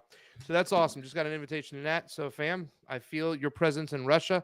I did want to thank some people who are hanging out. And you're right, fam. It's call themselves progressive, and we were through this whole situation with Jamal Bauman going off and Thomas Massey stepping in there. Even though I saw a picture with Thomas Massey with a Mitch McConnell freaking pin on today, it was kind of I don't know when the picture was taken, but it was very disturbing. Thomas Massey never voted to fund all this war over here in Ukraine. Every single squad member has voted for it, and they're supposed to be progressive. And they're going to sit there, they don't care about the killing of American children. Well, that's fucking kind of racist and bigoted. You don't care about children over in the Donbass who've been bombed by money and weapons that you've been supplying and you've been voting for, but that's okay. I mean, it's just so, and I've said that before. That is one of my old school tweets. One of the most racist things we can do as a society is going around and bombing people, indigenous people especially, in their homelands. Look and check your foreign policy. It's ridiculous. Couple people I want to thank over on the Rumbles, fam, because Death to Tyrants is hanging on out. What's up, Death to Tyrants? We love you. Vicky Lynn, always holding it down. Wallflower. And this name I love, Manamus. Like magma. No, Manamus. Hanging out. Longtime listeners also hanging out. Fred Edward was over there because he's my boy, and we love Fred Edwards. And Optimism of the Will, fam. How do you like that name? Optimism of the Will. Hanging on out at Rumble. If you guys are Rumblers, you can go over to that site over there. We have a certain set of people that hang out on Rumble in the morning, fam. We got Northside, California 707. And Ronnie 132 is there hanging on out. It's a very different chat than, say, the Rockfin people over there. The Rockfin people, our Rockfin crowd, though, is a little bit different than the morning crowd. I'll say this much. Let's take a look at some of this. The center of Bakhmut has fallen, says OTR Trucker. Thank you for the Super Ray contribution. The opportunity for orderly withdrawal has passed. Russia is leaving open an escape corridor, but now there's nothing stopping Russia's armor from breaking through and hitting the whole battalion from the front and rear simultaneously. The war is almost over. God save Taiwan and ASEAN. ASEAN. What is that, fam? What is what? ASEAN. ASEAN in all caps letter. Oh, Asian. Asian. It's yeah. My bad. What is Asian? It's the countries, the Asian Pacific countries. That's what he's talking about, right? That's what you're talking about. Alvin Johnson. Sam. Yes. Sorry, we're running on time. I know. I'm just going to run that real quick so we can get out of here as soon as we're done with the last section. Thank you for what you do, fam. Thank you, Alvin Johnson. Chris Leone. Hello, guys. Even Japan is just now buying Russian oil. Seems like even the allies of the empire aren't willing to go along with the narrative anymore. Yes, that is true. What are you guys' thoughts on AOC's burner account? We'll talk about that a little bit. How come all the shit progs aren't up in arms about this? Remember the whole Jimmy has two accounts thing? LOL. Much love. Thank you so much, Chris Leon. We love you. You are awesome, fam. Let's get into your favorite. I know you want to get into your favorite senator of all senators. What's happened in Columbia? Wait. I am. I'm stopping. I'm just sorry. Go ahead. Well, okay. So we're starting with this section. Okay. So yeah, introduce it. Well, pretty much, fam. Ted Cruz says that China is one of the biggest threats. And then we also have Marco Rubio spilling the beans about what's going on. I think our guest kind of explained it very clearly that so much of this is happening, this moving away from the hegemony, of sorts, of U.S. being the superpower right now.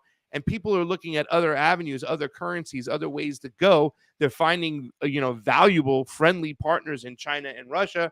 And at the end of the day, you can see a lot of the lawmakers and a lot of the congressmen, senators getting really desperate. And they're still trying to do the fear tactics. They're still trying to scream that these other people are their enemies. Whereas if Marco Rubio, to me, he spilled the beans more, and we'll get into that, where he's kind of exposing ourselves as the one who is misbehaving and why people are walking away from us. Ted Cruz is going to continue to do the same shit that Josh Hawley did the other day, that a lot of Yeah, China but Marco hawkers did Rubio the other day. wasn't doing it to expose us. He Not was at all. doing it without trying to. Without to, but his dumbass Yeah. spilt the beans, and we'll get into it. But here's more Ted Cruz doing what everybody's trying to do, put fear into the United States public. I don't know if they're falling for it anymore, fam. You ready? Mm-hmm. He's trying to drive nations to leftists, which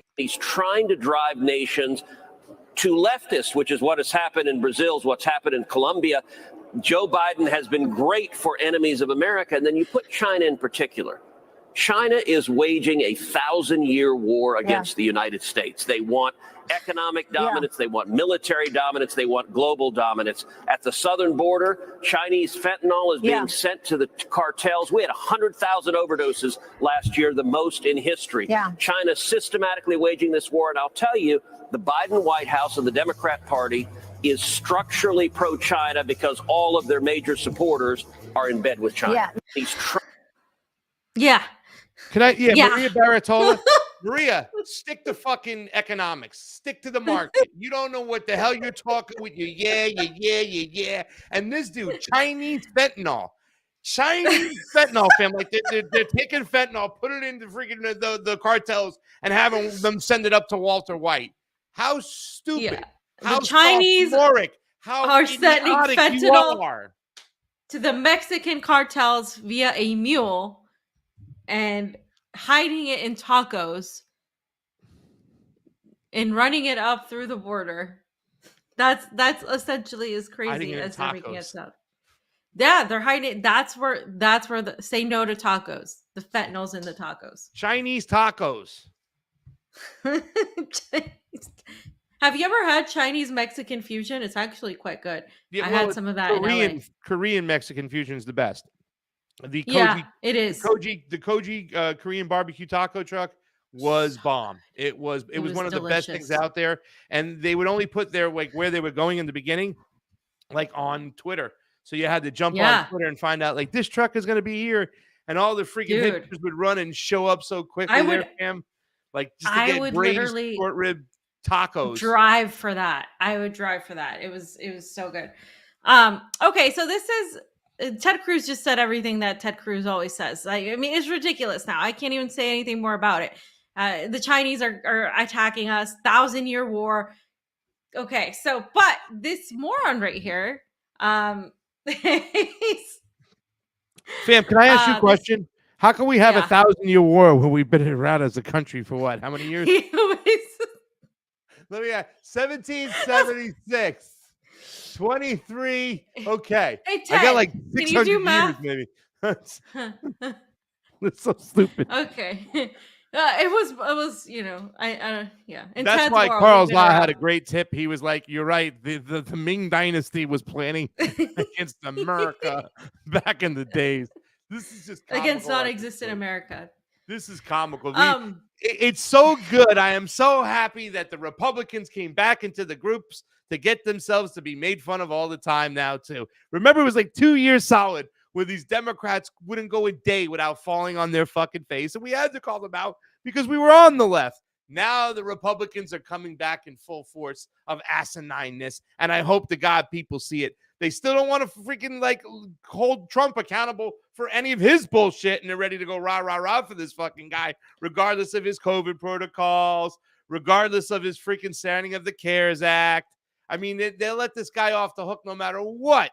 Well, his foreign policy is great when he's just trying to coup everybody, throwing sanctions on Cuba a week out before he leaves the door. I mean, it's ridiculous, but I hope to God people wake up and understand that the circus is just a revolving door. That once you might see the clowns be all the Democrats coming out, but pretty soon they're going to get in that clown car and the Republicans are going to come out. And they're coming out now, fam, in full force. Yeah, and this is just one show of them because this video is so great. I saw it and I'm just like, Jesus Christ, this is perfect. So, Senator Marco Rubio, Florida, said this on Fox News. And listen to what he says, because he really says the quiet part out loud. He literally says what we've all been saying, that hasn't, like, the U.S. won't admit that this is the problem, right? So let's listen to what he says, because I think it's the funniest thing in the world. It's so awesome, fam, because it's like Donald Trump. He got in trouble a lot of times for telling the truth, not for telling a lie. Here goes Mr. Rubio. Today, Brazil, in our hemisphere, largest country in the Western Hemisphere south of us, cut a trade deal with China. They're going to, from now on, do trade in their own currencies, get right around the dollar. They're creating a secondary economy in the world, totally independent of the United States. We won't have to talk about sanctions in 5 years, because there'll be so many countries transacting in currencies other than the dollar that we won't have the ability to sanction them. Today, there are two parts to this little fairy tale over here, fam. Yeah. He is telling the truth, right? Yeah. But in the tone in which he's telling it and the way he's telling it, it's like, can you believe that? And there's going to be a lot of Americans will be like, oh my God, you're right. And that might justify some of the military actions that take place, because they'll say, it's like, they'll have this. There's a lot of conservative minded people in the United States who have this kind of sink or swim mentality, survivor of the fittest mentality. And they'll go along with the fact is that we need to do these things. We need to increase our foreign policy against these adversaries and enemies, because it's the only way of getting things done. I have talked to a lot of conservatives who, when I say that we need to pull out of this action in the South China Sea and get away from these countries, they say, but once we pull out, won't China go in?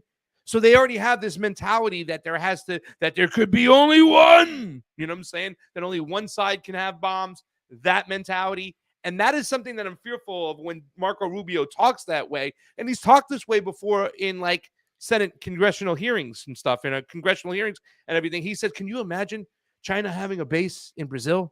Can you imagine China having a base in Colombia on our own hemisphere? It's like, dude, we have 1,000 fucking bases outside of our own country. You don't see that as being, como se dice en español, hipocrático? Hipócrita. Hipócrita. Yeah, I'm going to have to practice that word, fam, but go right ahead. Yeah, I mean, it's not just hypocritical. It is cynical. It is absolutely just neurotic to think that he literally says, there's a new economy. There's a sphere of a new economy emerging where they're trading within their own currencies. Yeah, they're not allowed to trade with. They have to trade with the dollar only. So I mean, you have jurisdiction over you. I mean, they don't realize how ridiculous they sound to people who are like, yeah, our country, our currency, we want our own. Like it's like you're born thinking you have this royal just like you deserve this authority over everybody else, and like they're so in it that they don't realize that it is normal for other countries to want to succeed, to want to trade within their own currencies, to want to not depend on the US dollar anymore. Gee, how dare they want to actually elevate their people and their countries? How dare they not want to come begging for scraps from the West, from the IMF, all of this, right? Like how dare they? Rubio, people like Rubio don't realize just that how they sound to the rest of the world like egocentric, narcissistic sociopaths who feel like the world revolves around them and everybody else just is meaningless to them. And that is essentially what he's proving with this statement. Yeah, but he's also on the other side proving that is happening. And yes, it is a danger. And no, your sanctions will not work. That's the point. Your sanctions drove them to this point.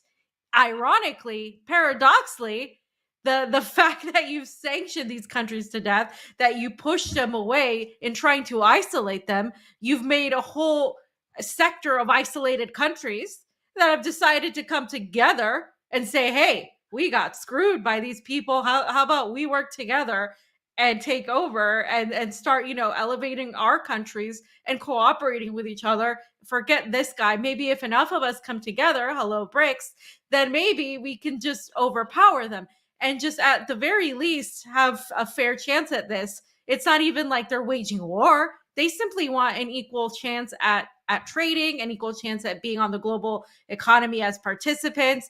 And that's it. And so the United States sees this as a threat because we don't know how to operate on a path of cooperation, on mutual respect, on respecting territorial and national sovereignty. There's no respect. How do we do that? Oh my God. Like, it's like computing doesn't work. Oh my God. It's like the robot is exploding and it can't function anymore. That's what's happening. And they don't know how to work in that paradigm. So this new paradigm is all about cooperation and mutual benefit. And they're like, oh my gosh, sanctions aren't going to work.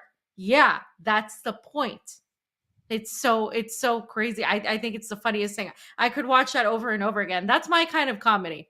Really. Yeah, let me say this much. It's not even, I want to point something out. When we said we don't understand, I think the United States people, some of us are starting to understand that our government is just on a runaway train and their actions don't represent us. And that's what we need to do, especially when it comes to outside of our borders. Yeah, but the American people need to show that more because they're not showing that at all. Did you hear that, by the way? Yeah, that was a dolphin. Is he outside your window? He's right outside my window, fam. You know what I'm saying? He's right outside the window. Maria, I'm sorry. Maria Diaz said something, right? Mexico needs to join BRICS. They are talking about it. That Mexico is going to join BRICS. It's not confirmed, but the strong possibility is there. Yeah. And if that happens, fam? Yeah. Whoa, forget about it. No. If that happens, I'm afraid for Mexico. We're going to have to go to Mexico and protect them. Protect AMLO. Because fam, right now, the news, and we'll get to it soon, will be about Japón. Yes. Fam. So Nico put this up. This was my favorite tweet of the day. I fucking love this. We will deepen mutually beneficial, multifaceted partners with Brazil, Cuba, Nicaragua, Venezuela, and develop relations with other Latin American countries, taking into account the degree of independence and constructiveness of their policy towards Russia. Fam, you know what that means? It means that they're going to open up those relationships and focus on developing them further, but also respect that their stance on Russia isn't necessarily going to be, hey, we support Russia's special military operation. Excuse me. It's going to be, it could be a neutral position. It could be a position beside Venezuela and Nicaragua and Cuba, which have clearly supported Russia's special military operation. Brazil has said we support peace, kind of like China. We want to bring dialogue, blah, blah, blah. So that's the reality. Russia isn't going to force them and say, if you don't go and attack and stand with us against the United States and NATO, you are persona non grata. That's what the United States and NATO have been doing to every country. To every country. If you don't sanction Russia and if you don't do this, then you're out. You're not standing with democracy. There's a different sort of relationship there. It's not the same type of relationship. People who want to equate on the internet right now, oh, you're just simping for Russia and China, blah, blah, blah, blah, blah. It's not the same. It's not the same thing at all.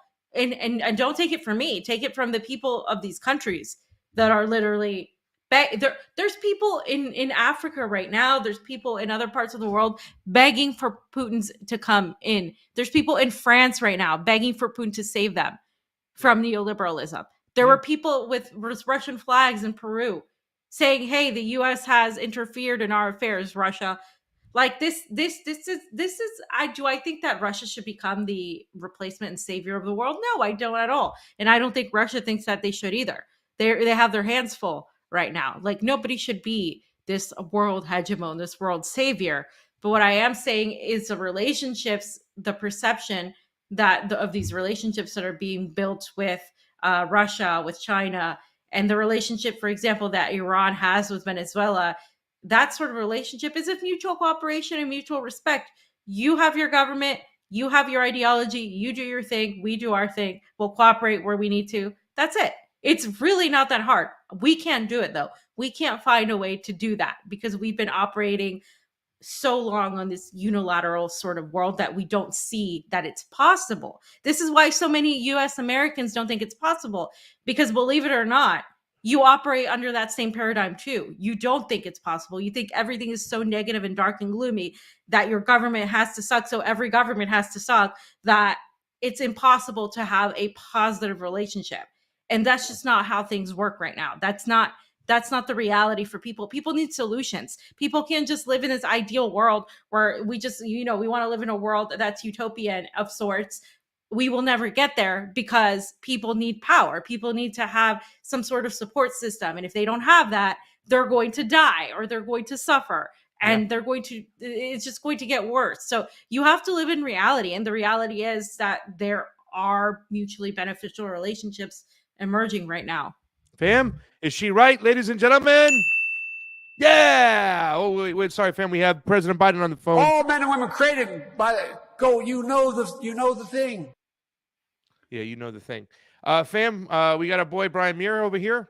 Well, your boy Brian Muir. Brian Muir doesn't follow me yet, even though I follow Brian. What's he got to say over here, fam? So journalist Assis Moreira reports that Foreign Affairs Advisor Celo Amorim made a discreet visit to Russia last week in preparation for Sergei Lavrov's April 17th visit to Brazil. Hopefully, Camilla will be reporting on that. Moreira thinks they may have discussed de-dollarization of bilateral trade. Brazil isn't dumb. So again, this whole Lula situation, Lula this, Lula that. Lula is not the only one at play here. Lula is the president.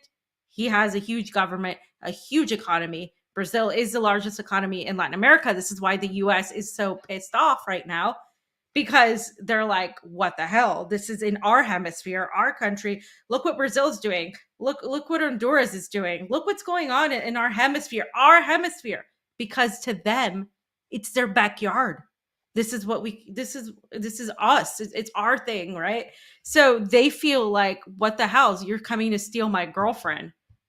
And like, you're luring her with all these sweet talks and sweet nothings, but it's not sweet nothings, guys. It's sweet somethings. These relationships are mutually beneficial. Okay. It's a benefit here, that we're friends with benefits situation. And she's really liking it. Perhaps it's even love. I don't know. We don't know yet, but it's going in that direction. Fam, the big news of the day, nobody's talking about Japón. Breaks with U.S. allies. Buys Russian oil at prices above cap, fam. I mean, I don't think this is there it is. it's fam, it's on, dude. Japan now breaking. Japón now breaking away, citing energy needs. Tokyo one exception to rules binding a G7 nation. So, I mean, Japan's prime minister, he visits Ukraine amid Putin summit. I mean, dude, this is like a longtime ally or a longtime servant of the empire since World War II, since we dropped bombs on them. Now breaking away from United States foreign policy and United States cooperability and saying, no, I'm going to go with Russia and I'm going to go with China over here. This is like, if people don't see this right now, I mean, Nico said it best right here. Are you paying attention yet? Hello, are you paying attention yet? Do you not see what's going around there? Why is your dollar worth $20? Because it says it on there. Okay, mainly because energy, oil from the Saudis, which the kingdom was a regime propped up by the United States, always agreed to sell their oil in American dollars via the petrodollar.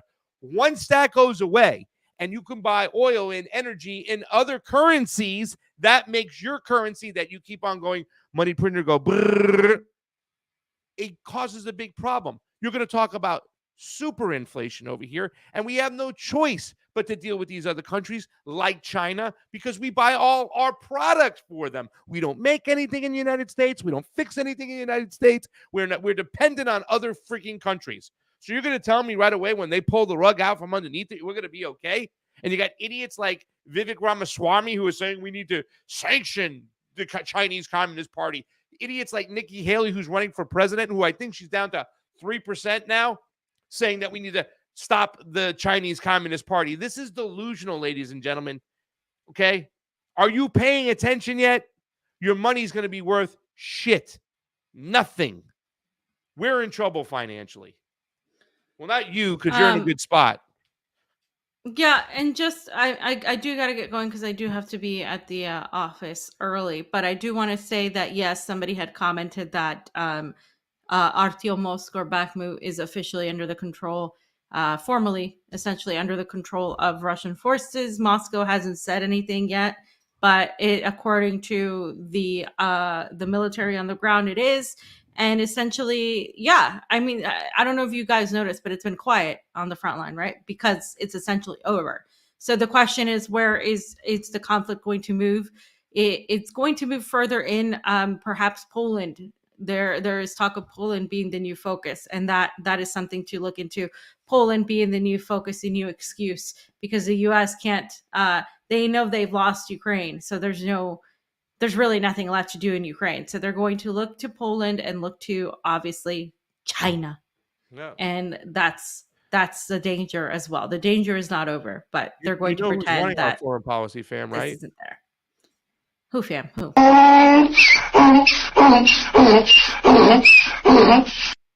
That's an insult to the donkey, fam. Don't do that. That Well, is. the We do have a donkey's couple much more nicer. super raising. Jim Garrison, $10 for Fiat Pasta. Jim Garrison, we love you. You are awesome. you. Chris Leone back on again. Thank you so much, Chris Leone.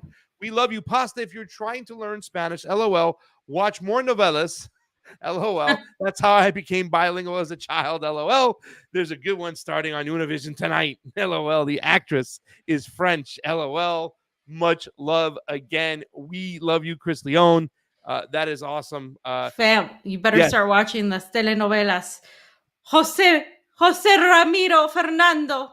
I always like the Colombian ones better because I think they had hotter chicks. But check this comment out, fam. This is Wallflower. He's over on Rumble. He says, is it possible for the Mexican cartels to get out of the business with the CIA via BRICS, even if that brings other issues? I don't know. I don't know if they would cease to exist without the CIA. So I think they're tied to the CIA because they need customers. And the customers, the high-paying customers, they're in the United States because our dollar is the dominant one. But that's going to change. So they might find other areas of business and other things to do. But I think that, certain types of organized crime have a shelf life. And I can tell you this, being an Italian American, that, the Italian mafia in America, which was once the most powerful mafia on the world because it was tied into the American government, is no longer what it used to be and what it can be. So, I mean, I'm sure that there is still some elements out there that are running constructions and that kind of thing and taking care of sanitation, but it's very, very limited. Everything has a shelf life. And I think that if the CIA and the cartels were to split away from each other, it's just a matter of time until the cartels are done with. I mean, there'll always be a need for organized crime, but not at the level they're at right now. So that's it, fam. Let's get on out of here for today. You're going to be on the news desk tomorrow? Yeah, in a few hours. So what time Moscow time? 8 a.m. Moscow time. That means it's on 1 a.m. Eastern time and 10 p.m. the day before Pacific time. So guys, go ahead and check out Feed. You can go on Rumble. You can watch it on Odyssey.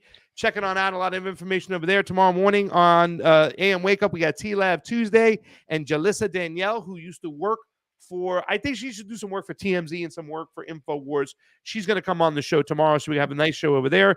I am going on Misty Winston's show tomorrow night to talk about my experiences in Cuba, as well as now Crosstalk tomorrow, but who knows when that's going to air. I'm going to put up the Press TV interview I did and get that on out of there. That was a pretty cool interview, so I'll be sharing that as well. Sounds good. Look at fam hoeing himself out there in the media world. All right, guys. So that's it for today for Pasta Jardula and Fiorella. On the ones and twos, me. And me. Oh, check out my Donbass Dabushka podcast. You didn't even tell people about that. I know. I need to be better at self-promotion, fams. Oh, I'm Zelensky's sorry. here. Did you hear Zelensky?